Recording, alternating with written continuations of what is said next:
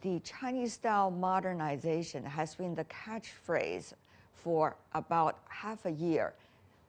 Mr. Huang from Washington, what is your interpretation of why it is of so much importance for China to bring out this phrase and also to share the ideas related to it with the rest of the world?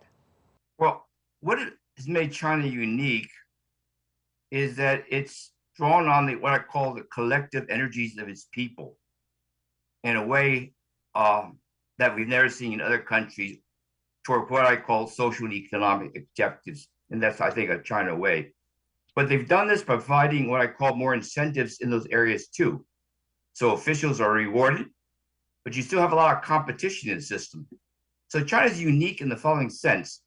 It's been able to steer resources and energies into the goals it set, but in ways which preserve what I call a reasonable amount of efficiency and competition. So that's why China never got into what I call the problems that the Eastern European economies got. They try to state guide something, but did not lead to what I call real productive efforts. I think the other aspect that China has been very good at is basically tapping knowledge everywhere, collectively, at the education levels, at the company levels, at the professional levels. So they've been able to draw and use that knowledge globally more efficiently than most countries have.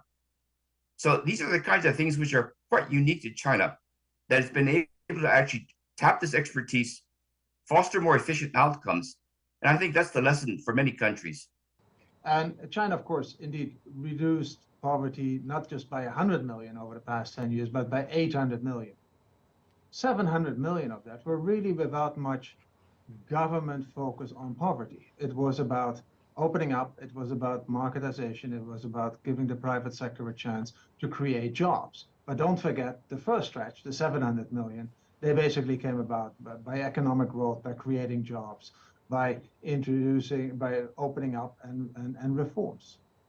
So again, China will have to present a case which will not be replicating what happened in developed industrialized Western nations, because I was saying their development took over 200 plus years. Their development happened in 30 years. So I think the kind of innovative approaches to deal with that issue will be very different compared to what we saw when it came to Western countries' gradual evolution.